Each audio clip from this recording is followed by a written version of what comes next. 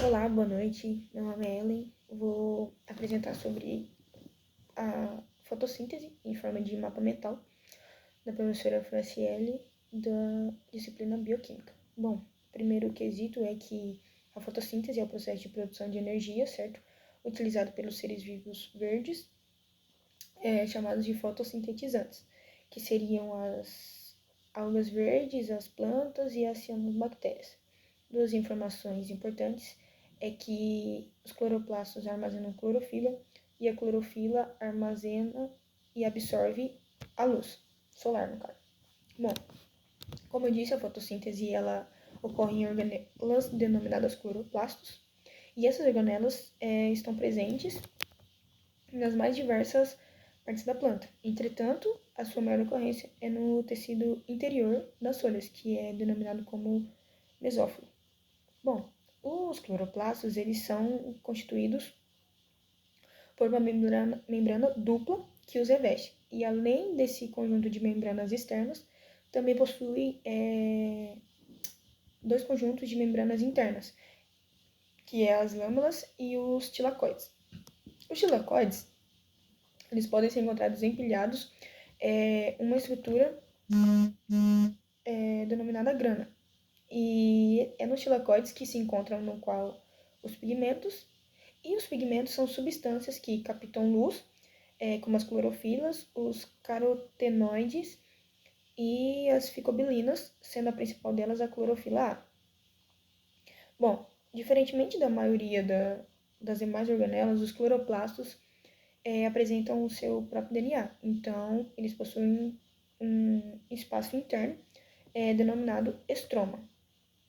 Bom, a fotossíntese ela ocorre em duas fases ou etapas, que é na qual a fase luminosa ou fotoquímica é a fase em que ocorre a captura de luz, e a fase 2, que é conhecida também como fase escura, é a fixação de carbono, na qual a energia capturada será utilizada na produção dos compostos orgânicos.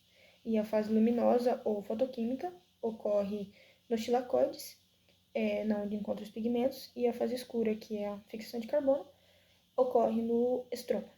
Bom, nessa fase que ocorre nos tilacoides, acontece a captação de energia luminosa e esta é utilizada para a produção, utilizada na produção de moléculas de ATP e na redução de moléculas de NADP. Bom, essa redução ela ocorrerá com a utilização proveniente da quebra de moléculas de água, que seria a fotólise de água, que eu já vou explicar daqui a pouco. E esse processo, então, ele dará origem ao NADPH, que será utilizado nas reações de fixação de carbono, fornecendo energia. Bom, essa fase ela é constituída por dois fotossistemas, o 1 e o 2. E cada fotossistema ele pode ser constituído por até cerca de 400 pigmentos e apresenta dois componentes, o complexo antena e o centro da reação.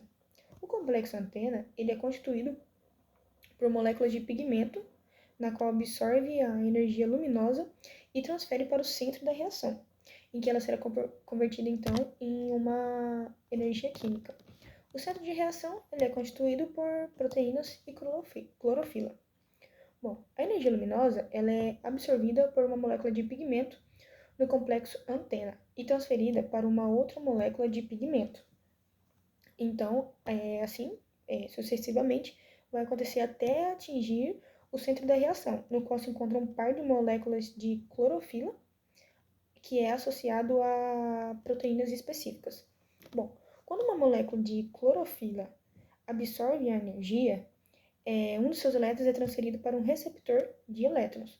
Então, à medida que ocorre a transferência desses elétrons, eles são substituídos por outros provenientes da fotólise de água, na qual ocorre no fotossistema 2.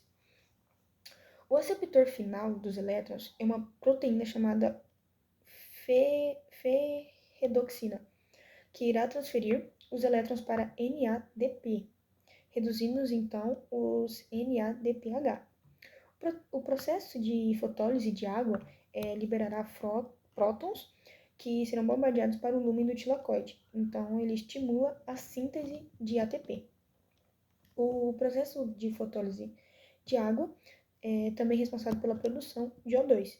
Então, no fotossistema 1, os pigmentos absorvem comprimentos de ondas de 700 nm ou maiores. E já no fotossistema 2, os pigmentos absorvem comprimentos de ondas de 680 nm ou menores. Então, geralmente, os dois fotossistemas trabalham em conjunto. Porém, o fotossistema 1 ele pode atuar de forma independente. Bom, outra característica que temos é a fotofosforilação, que é basicamente a adição de fósforo ao ADP, que é a adenosina difosfato, na qual resulta na formação de ATP. No momento em que o fóton de luz é capturado pelas moléculas antenas de fotossistemas, a sua energia ela é transferida para os centros de reação, que eu comentei antes, onde é encontrada a tal clorofila. E quando o fóton atinge a clorofila, ela se torna energizada e libera elétrons que passaram por diferentes receptores e formaram juntamente com o H2O o ATP e o NADPH. Bom, a fotofosforilação ela é dividida em dois tipos, a acíclica e a cíclica. A acíclica é o quê? É os elétrons que foram liberados pela clorofila, que não retornam para ela, e sim para outro fotossistema. Ela ainda forma, então, a ATP e a NADPH. Já a cíclica, os elétrons retornam para a mesma clorofila que foi liberada, e ela só forma, então, a ATP. Seguindo, nós temos a fase 2, né? Fase escura da fixação de carbono, que é o quê? Essa fase, como eu disse antes, ocorre no estroma do cloroplasto por meio de reações denominadas ciclo de Calvin, o qual consiste em 3 etapas, vou tentar explicar elas. Na etapa de fixação de carbono, serão utilizadas moléculas de NADPH e ATP produzidas. Então, produzidas na fase luminosa, certo? Para a produção de açúcares com base na redução do carbono fixado. Esse processo, ele inicia-se com a fixação de carbono a um açúcar constituído por 5 carbonos com 2 grupos fosfato, que seria a ribulose, conhecido como a ribulose, isso é 1,5 bifosfato. Bom, a fixação de carbono, pela maioria das plantas, ocorre geralmente por meio de uma enzima denominada rubisco. Essas plantas são denominadas C3, certo? E pois o primeiro produto do ciclo, que seria 2 moléculas de 3-fosfoglicerato, certo? Apresenta 3 átomos de carbono em cada uma das moléculas. Entretanto, algumas plantas denominadas C4 formam como primeiro produto um composto com 4 átomos de carbono e apresentam um modo alternativo de fixação de carbono. Na segunda etapa, temos que ocorre a redução do 3-fosfoglicerato a gliceraldeído 3-fosfato. E nessa etapa tem a fixação de 3 moléculas de CO2 com as 3 moléculas de ribulose 1,5 bifosfato, na qual dará origem a 6 moléculas de gliceraldeído 3-fosfato.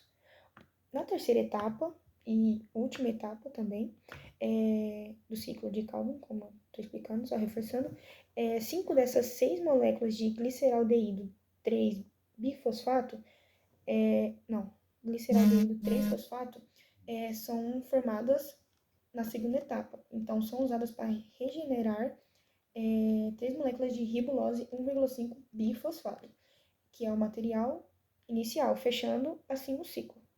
Bom, encerrando isso, algumas características importantes dessa fotossíntese, só resumindo, seria que é um tipo de esquema Z, seria que é a base da compreensão dos organismos fotossintéticos produtores de oxigênio.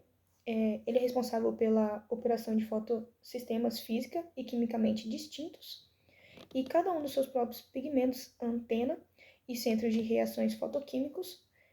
Os dois fotossistemas estão ligados por uma cadeia transportadora de elétrons que se posicionam em série. Fechando, a fórmula geral é 12H2O mais 6CO2 mais a luz, que gera C6H12O6 mais 6H2O mais 6CO2. Muito obrigada.